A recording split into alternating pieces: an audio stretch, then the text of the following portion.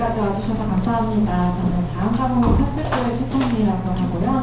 오늘은 데니스 메르마르크 작가의 가짜노동, 진짜노동 기자 상담을 위해서 여러분을 초대했습니다.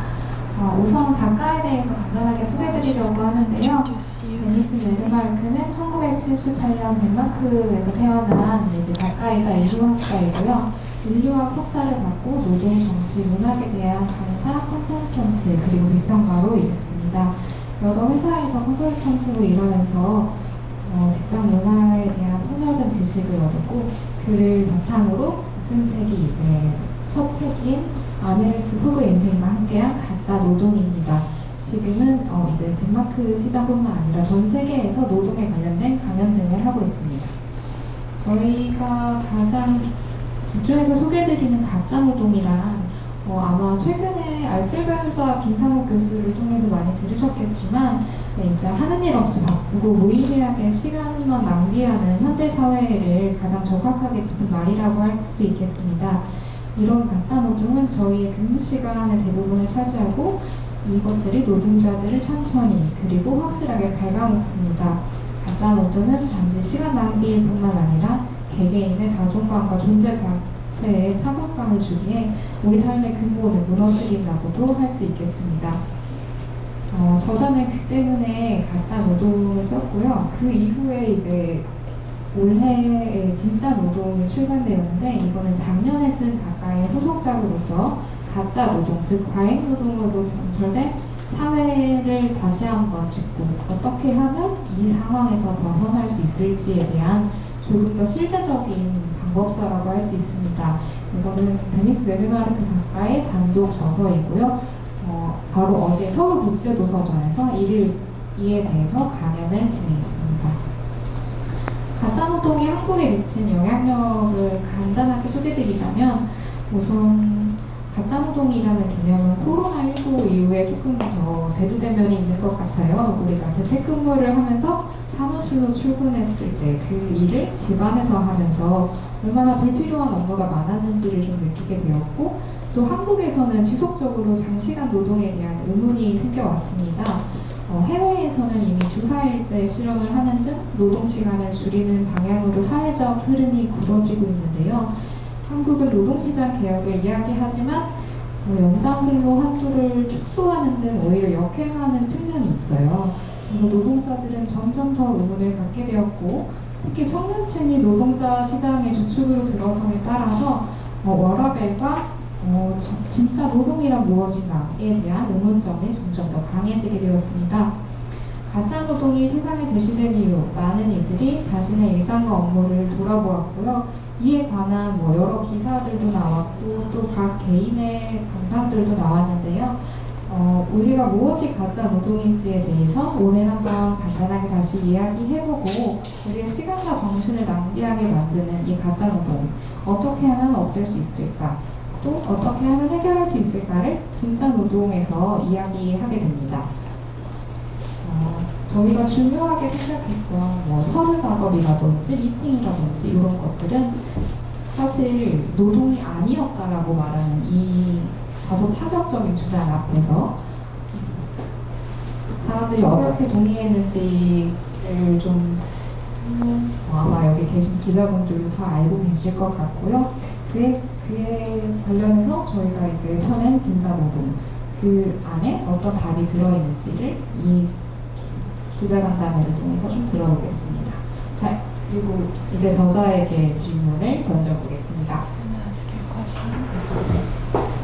일단 제가 간단하게 설명해드렸지만 가짜 노동에 대한 저자의 정의를 한번 먼저 들어보겠습니다. Give us your definition about pseudo work. Well, we defined in our book pseudo work as work that doesn't need to be done. Work when you do it, if you didn't do it, it would have no real impression. It would create no real value. Nothing would be missing. Pseudo work is work that does not create value, does not make something better than it used to be. 가짜 노동이란 할 필요가 없는 일, 하거나 안 하거나 상관이 없는 일, 그리고 어떤 가치를 별도로 상출하지 않는 일을 얘기합니다. It's also work that looks impressive. It looks like real work. You could be filling your schedule with a lot of meetings. You could be writing very long reports, but nobody wants to read the report. Nothing comes out of these meetings. So it's a feeling that you are wasting your time with stuff that could be used better somewhere else. 그래서 겉으로 보기에는 조금 있어 보이고 진짜 같아 보이는 일이지만 사실 실제로는 아무도 원하지 않는 그리고 또 어떠한 그럴싸한 결과를 도출하지 않는 미팅이나 기나 긴 보고서들을 얘기합니다. 그래서 이런 가짜 노동을 통해서 우리는 시간 낭비를 했다는 느낌을 받곤 합니다.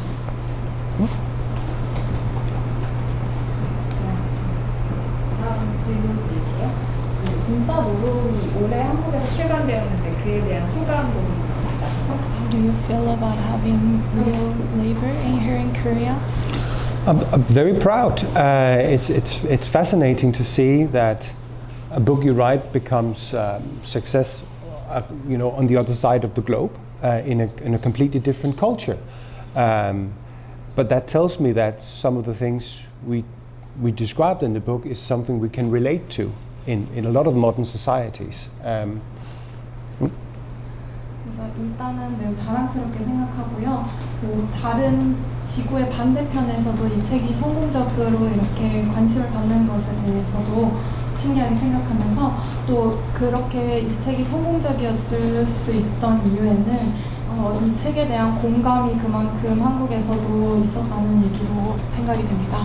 But you could also say sometimes it also makes me a bit sad because that so many people find the book relevant tells me that it is a problem that people can relate to, that they're being asked to do stuff at work where they see no sense in, that sometimes work can seem meaningless. So it is, it comes with that paradox that this really shouldn't be a problem in the modern world, but it tends to be. 그래서 사실 한편으로는 가슴 아프게 생각하기도 합니다. 이 책이 공감 가능하다는 것은 그만큼 의미 없는 일을 하고 있는 분들이 많다는 얘기일 거고 그렇다는 건 사실 이 사회에도 어느 정도 문제가 있음을 얘기하고 있기 때문입니다. 그래서 사실은 현대사회에서는 이런 것들이 문제가 되지 않아야 하지만 문제가 그만큼 크고 있다는 모순을 드러내고 있다고 생각합니다. 방금 말씀해주신 거에는 조금 더 깊이 들어가 보면 한국에서 좀 유난히 저자의 노동 시리즈에 크게 주목하고 있는 것 같아요. 이에 대한 선생님의 진단이 좀 궁금합니다. Wait, let's go deep with the things that you just told us. So, in Korea, people are having like high interest about your series of labor books. So, how do you think about this? Like, how do you think about Korean? Well, I think I've come to realize also there was a series of articles in a Korean newspaper about it too, where I learned more about it, and I think that in Korea. Work is very important. You work very long hours. You work longer hours than we do in my country. But at the same time, there is a great respect for hierarchy, and it's sometimes I think it's more difficult here to argue with the people who ask you to do stuff. Also, I think there is a lower trust between employees and managers, which creates a lot of control. People have to document a lot of stuff, and I'll continue. 그래서 한국의 노동에 관련된 기사로 많은 것들을 배웠는데요. 한국에서는 일이 굉장히 중요하고 또한 노동시간 또한 굉장히 높다는 것을 알 수 있었습니다. 덴마크에 비해서도 상당히 높은 노동시간을 보이고 있는데요.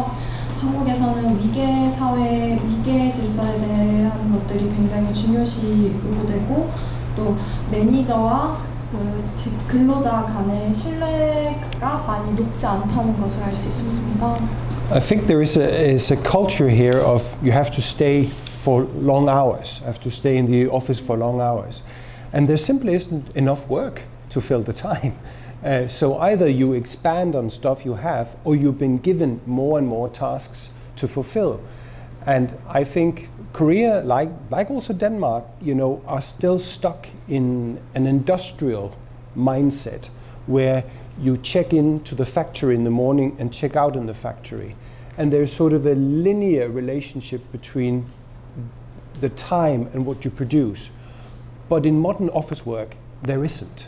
You can sit for a long time doing very little because, especially with office work, the productivity does not correlate with the time you've spent there necessarily. 그래서 근로장에 머물러야 할 시간도 굉장히 길게 책정되어 있지만 실제로 그 근로하는 장소에서의 할 수 있는 일이 그렇게 일의 양이 많지 않는 것 또한 알 수 있었습니다. 그래서 그러한 시간을 채우려 오히려 저희가 말하는 가짜 노동으로 그 시간을 채우려고 하고 있는데요. 지금 산업 전반적으로 인력 분위 자체가 아직까지도 예전처럼 시간을 기록해서 출근 시간과 퇴근 시간을 기록해서 그 시간만큼을 계속 근로로 채우려고 하는데요. 사실 그 근로 작업장에 오래 머물고 있을수록 생산성은 낮아질 뿐입니다. 그래서 생산성과 그 시간 자체는 서로 비례하지 않고요. Especially with office work or what we call backstage work in our book. Enough is never enough. You can always find more numbers for something. You can always find more risks to mitigate. You can always write more pages. You can always invent another sub-page to a web page. There's a lot of work out there you can sort of invent out of the blue, make it going more and more thorough with stuff. If you're a blue-collar worker, it's very difficult to do the same thing.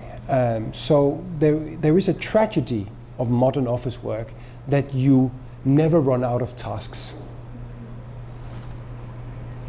그래서 책에서 말하는 백스테이지 근무에 대해서 얘기를 드리자면 백스테이지 근무는 사실 할 일이 결코 줄지 않습니다. 계속 어떻게 해서는 할 일을 찾게 되고 위험을 줄이는 일이라든지 웹페이지에 관련된 일이라든지 수치를 관련해서 조금 더 일을 한다든지 계속해서 할 일을 만들어낼 수 있는 반면에 블루칼라는 이와 동일하지 블루칼라 직종에서 일하는 분들은 이와 동일하지 않습니다. 그래서 사실 어떻게 보면 백스테이지에서 근무하시는 분들에게 있어서의 가장 큰 비극은 할 일이 어떻게든 계속해서 생겨난다는 것입니다.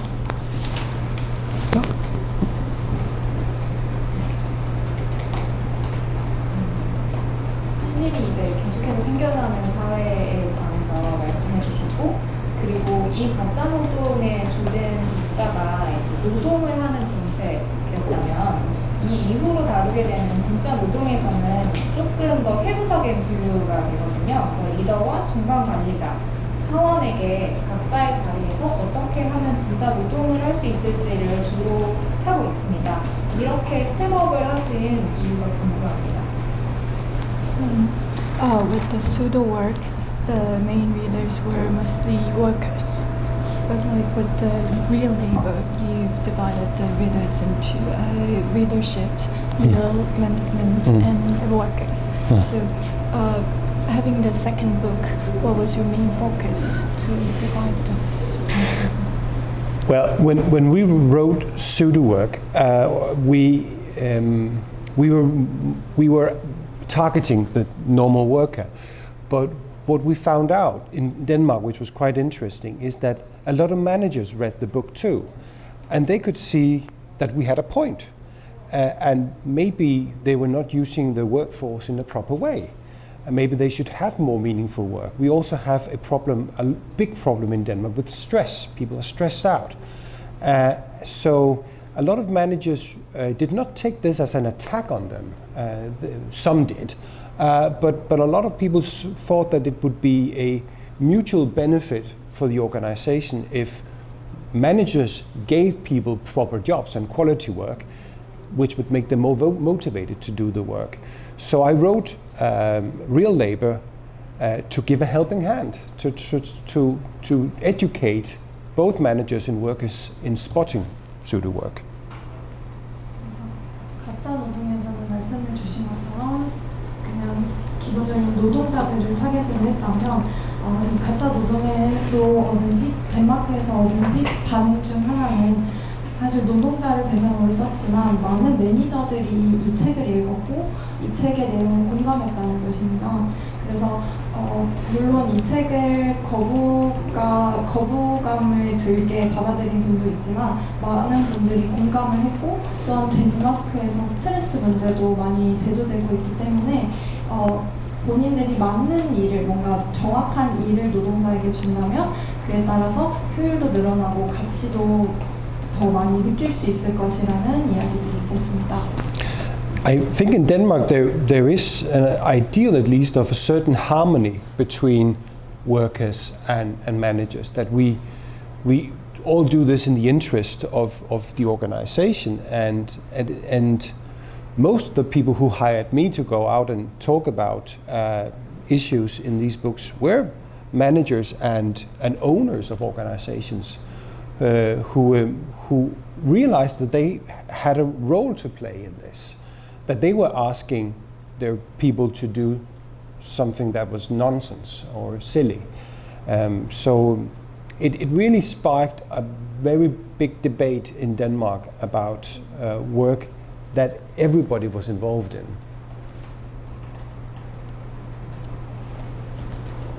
그래서 덴마크에서는 많은 매니저나 업주분들이 작가님에게 해야 할 이 책에 관해서 이야기를 하셨고 본인들이 해야 할 일이 분명히 존재하지만 사실은 의미 없는 일들이 많았다고 요청하셨습니다. 그래서 이런 현실에 대해서 커다란 논쟁이 있었고 이 보통의 모든 일들이 모두를 포함하려고 한다는 특성이 있다는 걸 알게 되었습니다. 네, 저희가 이렇게 가짜 노동과 진짜 노동 관련해서 이제 간단하게 작가님과 질의응답을 했고요. 사실은 오늘 기자간담회인 만큼 기자님께서 궁금하시는 점들이 더 많을 것 같아서 이제부터 질문을 받아보려고 하는데 혹시 이제 손에 들어주시거나 표시를 해주시면 말씀을 하실 기회를 드리겠습니다. Okay.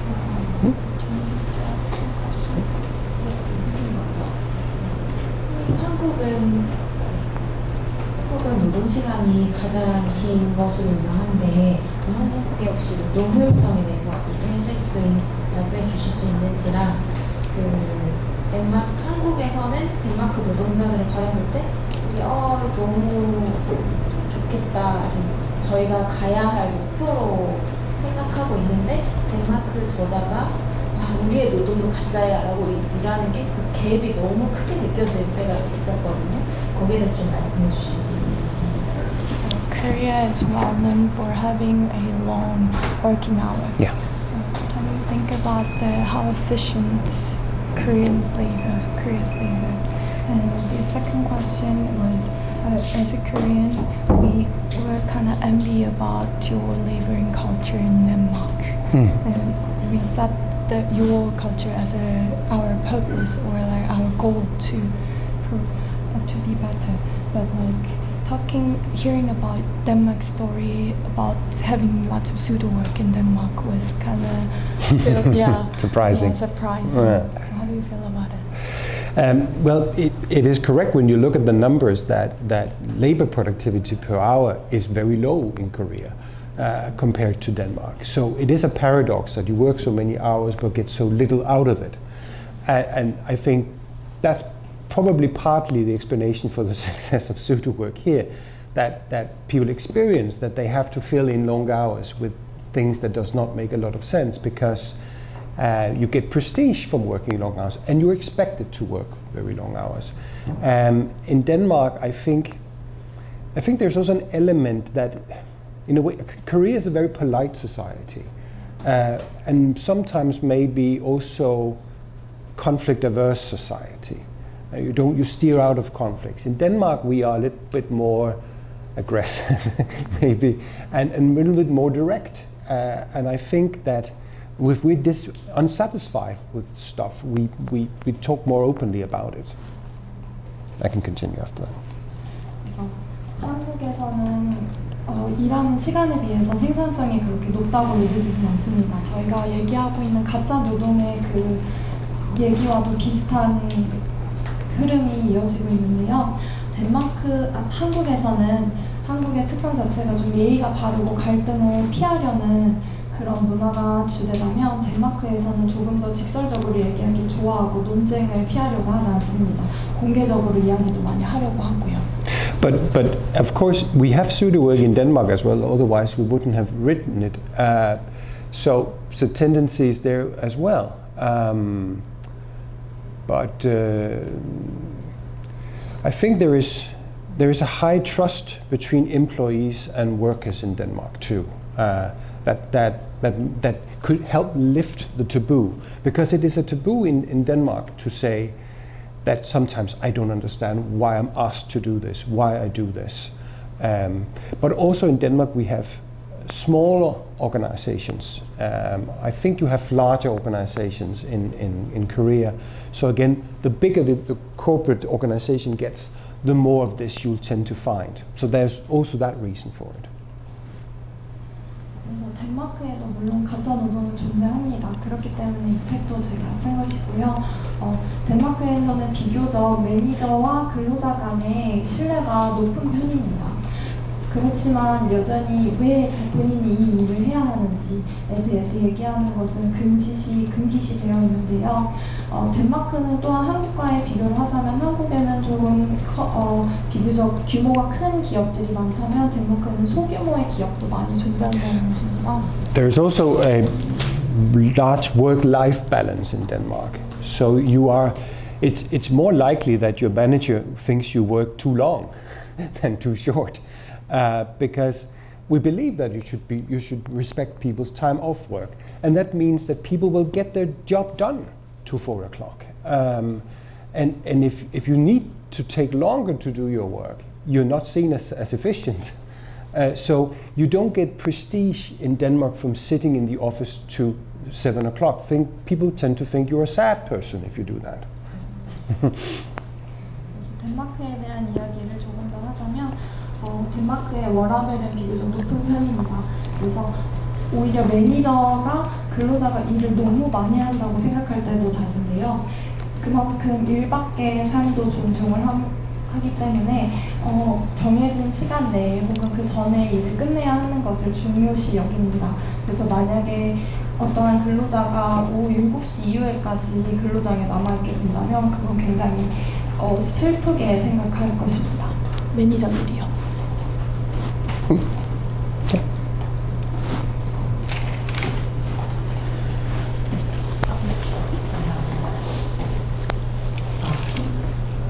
가짜 노동을 탈피하려면 사실 이게 개인의 결심이 중요하다기보다는 사회 구조나 기업 구조가 바뀌는 게 중요하다고 생각하거든요. 우리 같은 노동자가 아무리 이 책을 읽고 이건 수도 노동이야, 수도라고 하는 인식하는 것은 한계가 있고 더 뭔가 의사결정을 할 수 있는 리더들이 읽어야지 되는 것 같은데 물론 덴마크에서 리더들도 많이 읽고 공감했다고 하셨지만은 제가 궁금한 거는 이 현실적으로 변혁이 일어나려면 어떤 순서가 맞는지가 궁금해요. 어떻게 그러니까 위에서 탑다운으로 이거는 가짜 노동이니 우리 줄입시다 이것인지 아니면은 바텀업으로 줄입시다라고 이렇게 하는 게 맞는지 어떤 게 현실적으로 좀 가능하고 어떤 사례들이 좀 성공 사례들이 많은지 여쭙고 싶습니다. So to escape from not to have the pseudo work, she believes that it is more important for the leadership has to be changed. To do so, there's gonna be a way of having this change. Is it gonna be the top-down way or bottom-up way? And if you have any a real example, please tell us about it. Well, it has to be both a top-down and a bottom-up way. especially in Denmark, managers have seen pseudo work as a way of helping them be more efficient, especially real labor, because it's not in their interest that people sit in the office very late. And again, if you have a work situation where you are expected to give people off at 4 o'clock, you need them when they're there to be as efficient as they can. But sometimes managers don't know the situation on the workers' side. So we need to have a better dialogue so the people bottom up can tell the managers, I think this is nonsense work. I think color grading a PowerPoint presentation is not good work. That looking through a document to see if I can find any spelling mistake, and we looked at it 3 times, is not good work. So it needs to be the bottom informing the top, and the top realizing that it's in their interest to get the best out of the people's time. Let them go home. Don't stress them. It's in the company interest. 그래서 실제로 탑다운과 바텀업 두 가지 다 작용이 되어야 한다고 생각합니다. 매니저들은 실제 상황에 대해서 현재 근로장의 상황에 대해서 모르는 경우가 많기 때문에 그만큼 대화가 필요합니다. 바텀에서는 쓸모없는 일들에 대해서 이야기할 수 있어야 됩니다. 예를 들면 뭐 의미 없는 PPT 작업이랄지 스펠링 체크 같은 것들에 대해서 이건 너무 시간에 비해 효율이 없다고 얘기할 수 있어야 하고, 그 이야기를 들은 탑 매니저분들, 관리자분들은 이에 대해서 깨닫고 그들이 실제 해야 할 일을 다 끝냈을 때는 집에 갈 수 있도록 해줄 수 있어야 합니다. But it might be uphill. I know of people who sent the book to their manager in Korea and got fired. So. 한국에서 실제로 이게 현실적으로 어려운 점도 이해합니다. 그럼 제가 말씀드린 조언대로 했다가 일에서 해고를 당할 수도 있으니까요. That's why they should read the second book, The Managers. 진짜 노동을 읽어보시길 권해드립니다.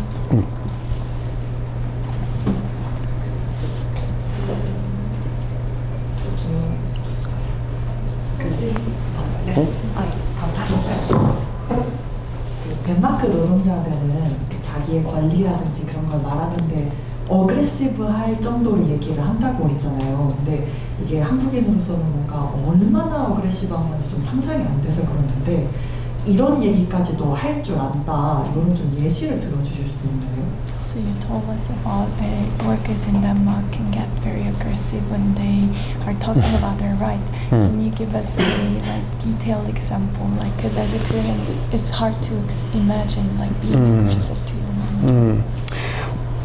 Well, one of the things we tried in Denmark after the book came out was help some organizations get acquainted with the pseudo work that they have, and we actually asked people in some organizations to anonymously file which type of pseudo work they thought they were doing, and let the management see that. And people were very, very open about it, and told many details. And again, a lot of stuff that the managers did not know.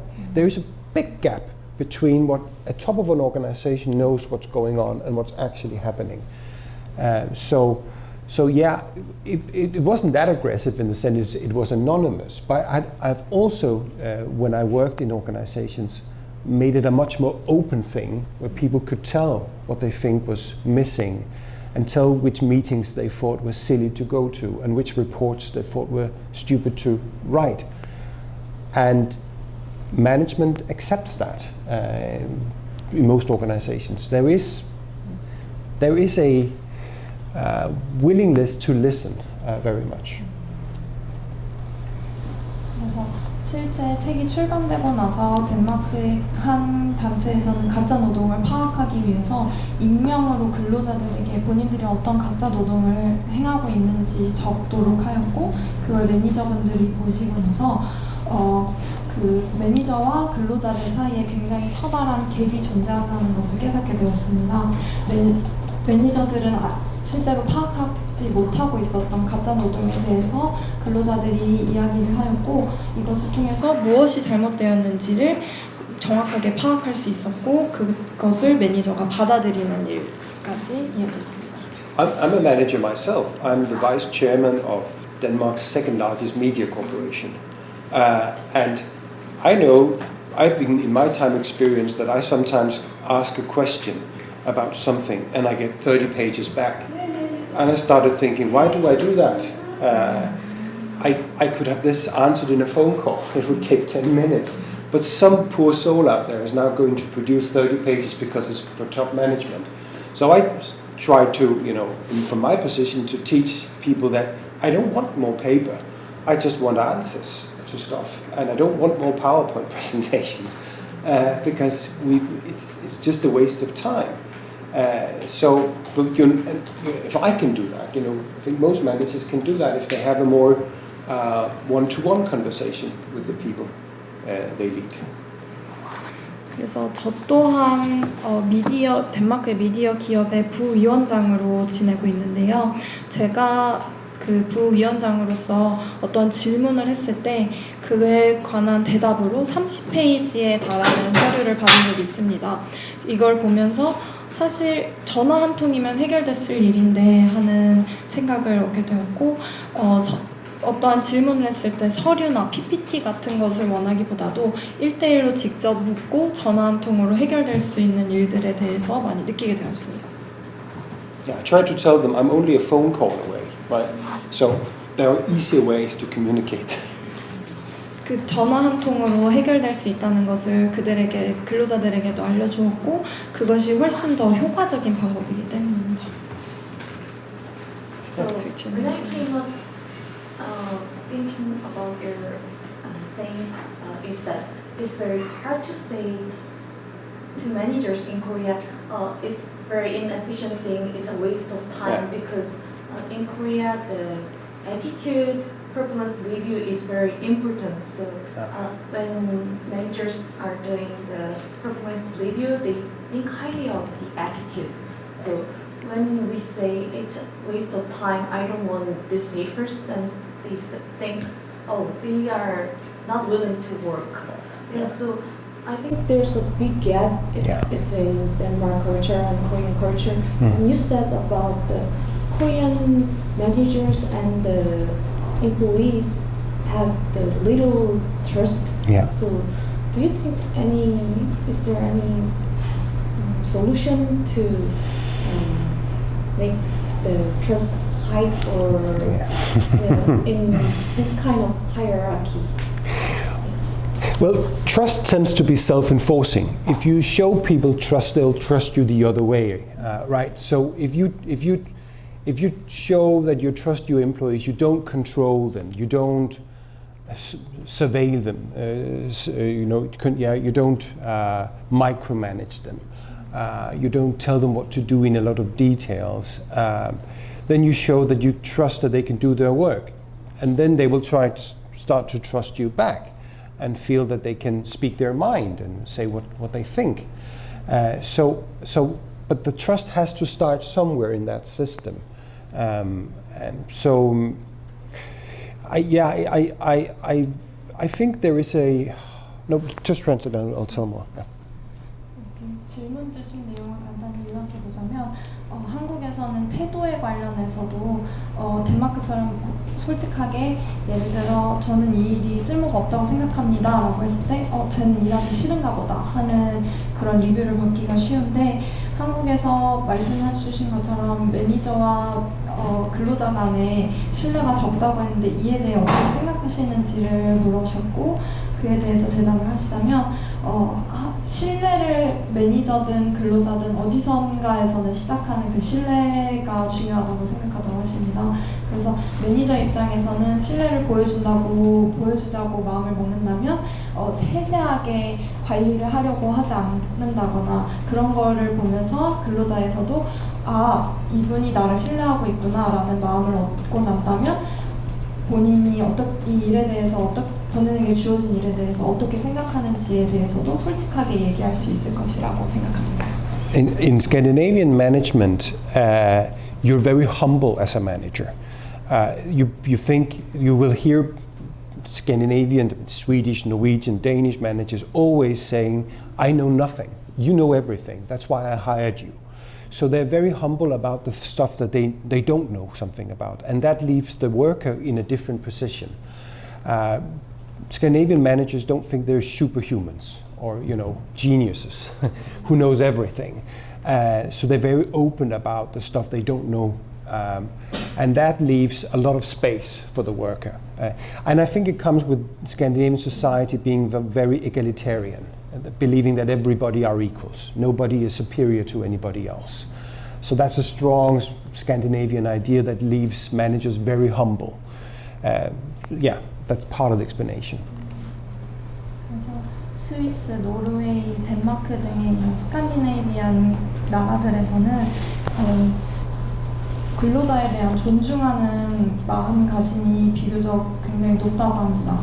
나는 이 일을 할 줄 모르니 당신이란 근로자를 고용한 것이기 때문에 본인들이 모르는 것을 인정하는 겸손함도 있고요. 그렇기 때문에 또 일에 대해서 굉장히 개방적일 수 있고 그런 만큼 근로자에게 충분한 역할을 부여하는 것 같습니다. 또한 모두가 평등하다는 생각도 자리 잡혀 있고요.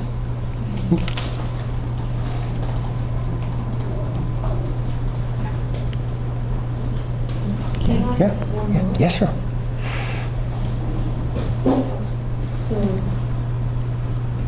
said about the lots of meetings, but I think there's one side effect after pandemic. The meeting schedule gets larger and larger because people don't recognize each other's presence, so they think, oh, now the meeting is more important than before. So do you think? So you have more meetings now than before the pandemic. Yeah, because every company has lots of the system, the working at home, so they want to check the. Of course. So it's a trust again. Yeah. So do you think in the genuine work we can serve that kind of problem? Well, it's so strange because it was really the reverse in Denmark. Because COVID, because people were working from home and managed to do their work, sometimes in a shorter period of time, that convinced a lot of managers that the people were actually more efficient than they thought and needed less management supervision. But because the trust is already in the Danish system, it did not require more control afterwards. It just lessened the control more. And I think Korean managers need to ask themselves, did we get less productivity from people working from home? I don't know if you did, but if we didn't, maybe we could give them more freedom. 그래서 질문 주신 것은 한국에는 미팅이 많다고 얘기해 주셨는데 팬데믹 이후에 사실 재택근무자를 감시하고자 하는 용도에서든 다른 많은 이유에서 미팅에 대한 중요성이 좀 더 높아졌는데요. 이에 대해서 작가님은 사실 덴마크의 상황은 반대에 가깝다고 얘기하셨고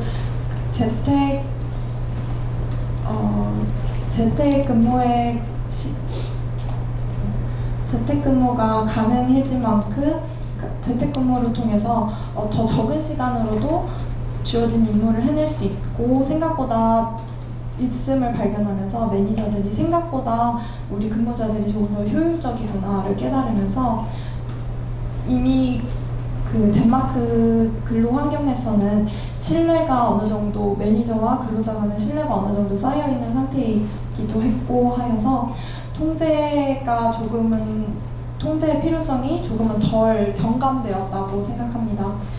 그래서 한국의 매니저들도 이처럼 통제를 조금은 줄여야 하지 않을까 생각합니다. 한 가지 더 추가하시나요? Yeah, a little more. Yeah, actually, COVID-19 inspired me in many ways to write this book, because we saw that a lot of things that used to take a lot of time suddenly took quite shorter time because people had to do something fast.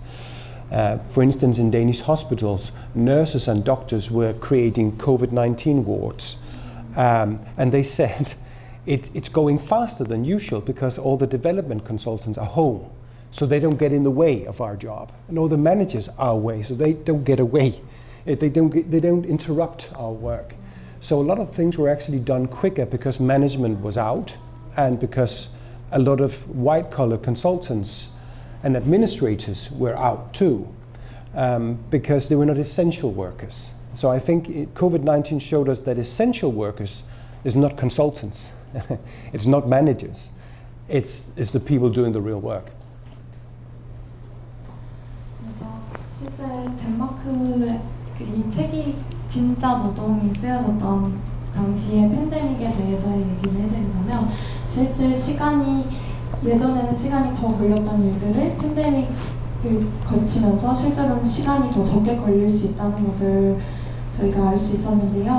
덴마크의 병원을 예로 들자면, 진짜 코로나 병동에서는 그 병동 자체가 폐쇄되어 있으면서 관리, 매니징이라든지 행정 절차 같은 게 중간에 생략되면서 이들이 꼭 필요하지 않은 부분이라는 것을 깨달을 수 있었습니다. 훨씬 더 일이 빠르게 진행이 되었고 효율적으로 진행되었습니다.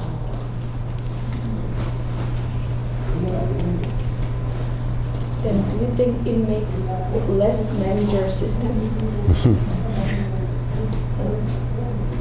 So you said that in Denmark, so in pandemic period, many people work more efficiently without the managers and intervention. So then do you think can it make the less manager, less layered system in company? Sure. It's been a bit of a surprise that in most countries, including Denmark, we've seen more management layers and more managers. But that's a bit of an odd thing, because the more well-educated people get, the more we should expect them to be able to do their job without management supervision. So COVID showed us that a lot of things can be done better without their intruding in stuff. And for some managers I know in Denmark, it was a hard time. They were very bored because they didn't have people. They didn't have people to sort of push around. So they got really insecure about their own management jobs. But I think that is a good idea because I do think we need fewer managers. 그래서 팬데믹에서는 기자님이 말씀하신 건 팬데믹에서 관리나 행정 같은 부분이 빠지면서 효율이 늘었다고 하셨는데, 이에 대해서 작가님께서는 사실 교육에 대한 교육을 받은 근로자들의 교육 수준 자체가 높아지면서 관리에 대한 필요성은 더더욱 더 떨어질 거라고 생각합니다. 방해받지 그래서 덴마크에서 지루함을 느낄 매니저들이 오히려 이런 관리를 조금 더 하지 않게 되면서 오히려 괴롭힐 사람들, 신경을 거스를 사람들이 없으면서 조금은 오히려 지루해하기까지 하셨다고 하는데요.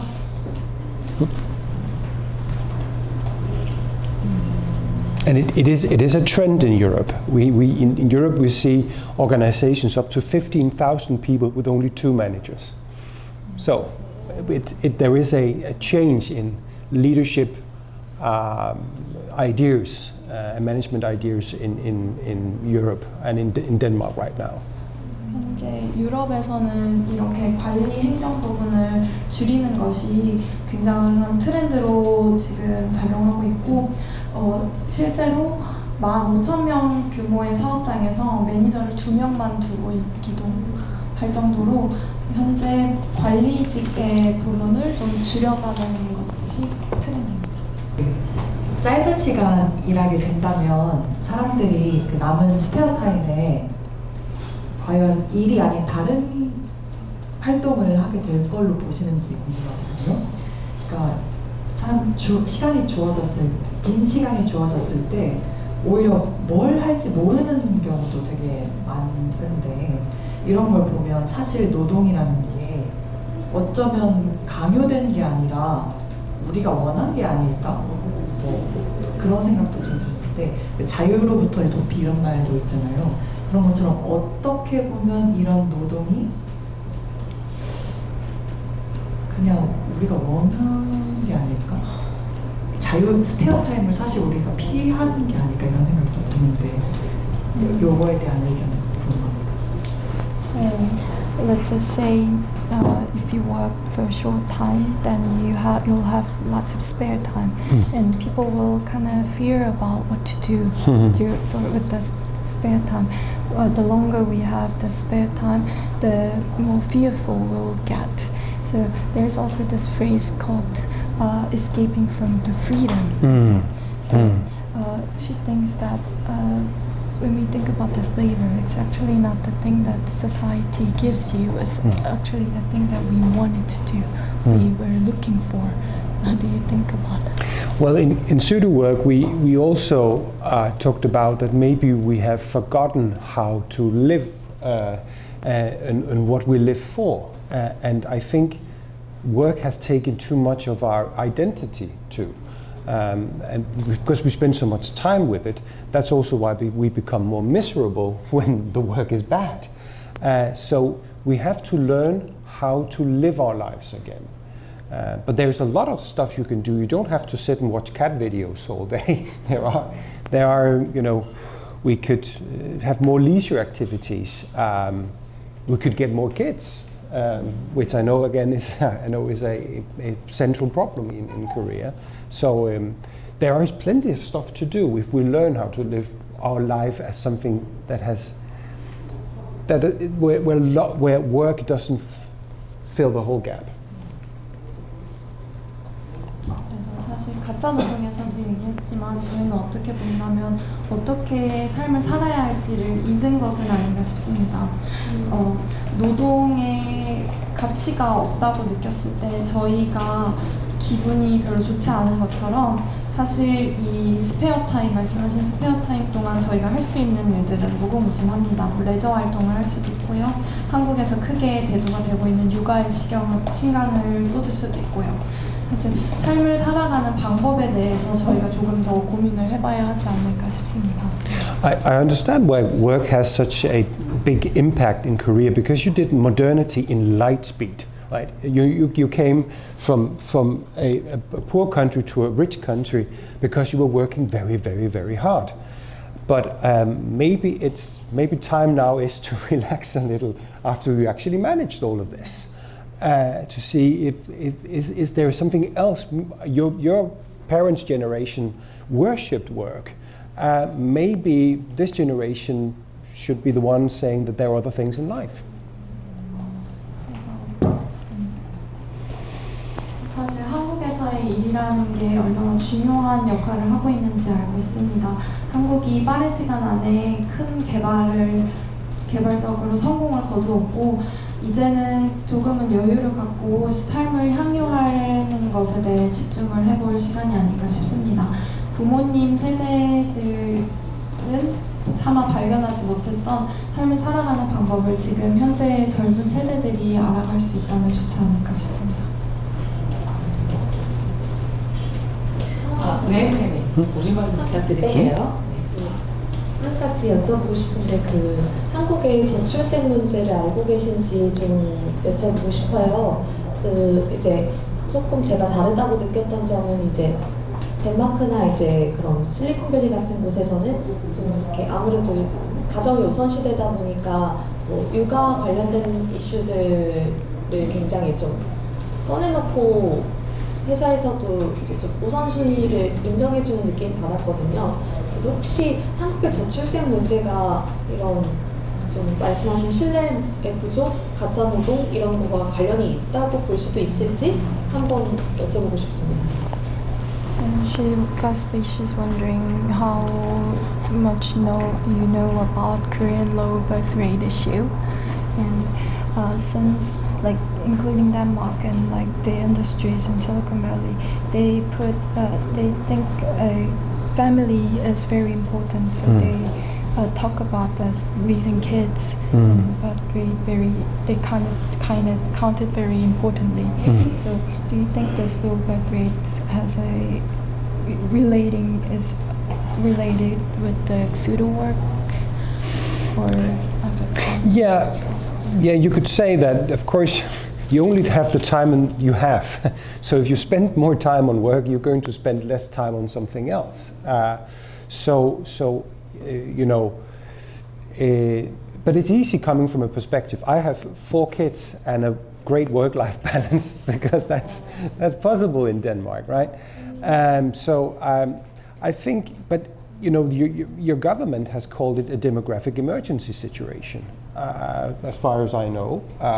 So it should be high on the political agenda, but they can't get both things. They can't ask people to work, was it 69 hours not long ago, and then on the other hand say get more kids. The two stories don't fit.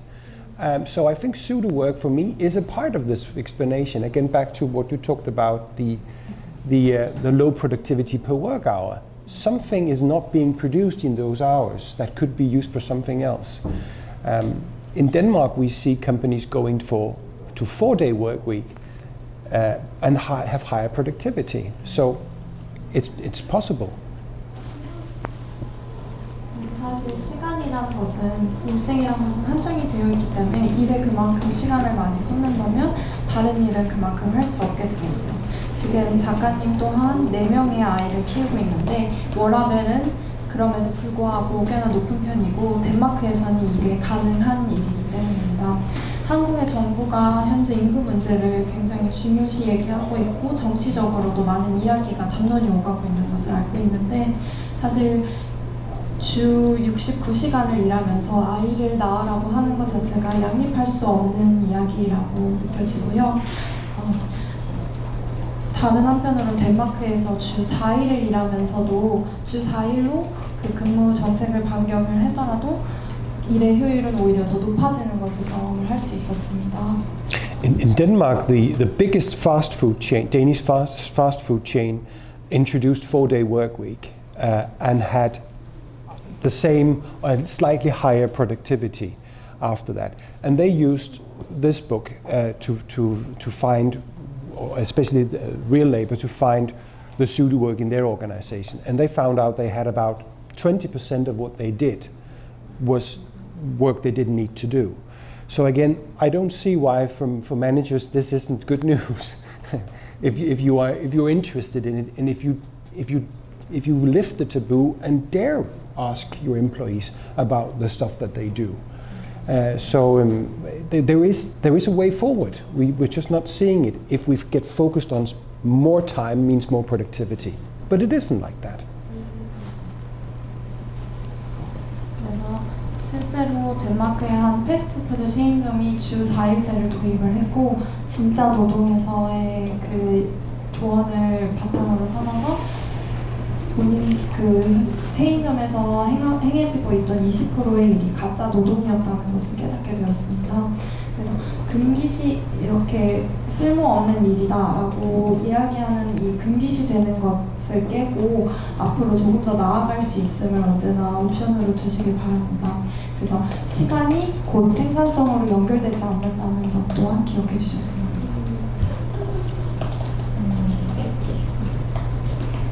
저희 이제 슬슬 12시가 다 되어서 혹시 마지막 질문이 있으시면 네. Get the last question.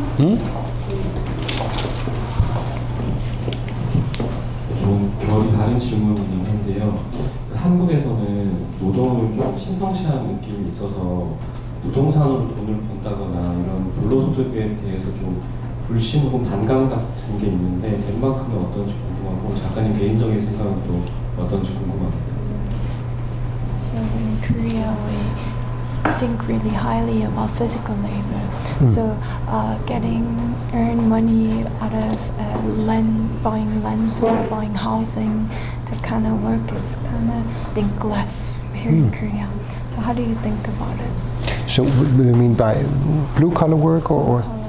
Like blue collar, not that they're working physically, like buying, invest in something. Oh. Yeah. Do they think less of that? Yeah, like some kind. Okay. Well, I do too. I think that, you know, the type of work where we can see a real product is the type of work that we should aim more towards. And we have the same discussions in Denmark about that. Yeah, there is a lot of speculation and investments where sometimes it isn't very clear what actually is the purpose of that. Does that make anybody any happier? So yeah, we have the same discussion. 작가님 또한 그러한 한국의 생각에 동의합니다. 근로소득보다는 실제 노동이 조금 더 중요시되어야 된다고 생각하고요. 덴마크에서도 비슷한 논의들이 많이 논의라든지 연구가 이루어지고 있습니다.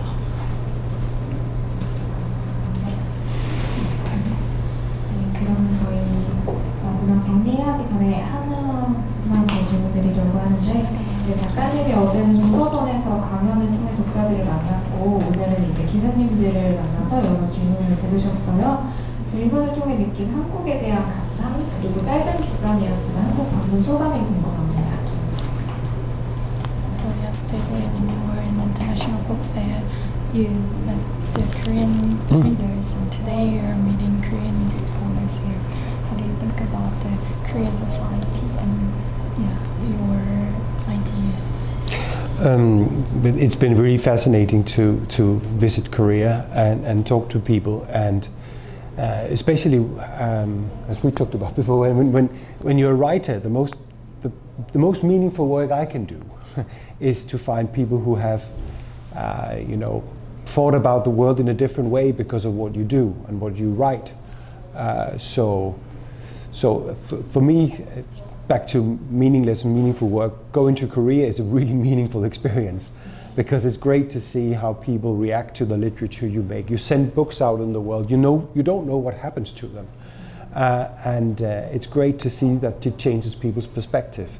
Especially interesting coming from Denmark, that which is a different society in many ways, but still some of these ideas have a different audience and different perception here. And especially as an anthropologist, that's fascinating.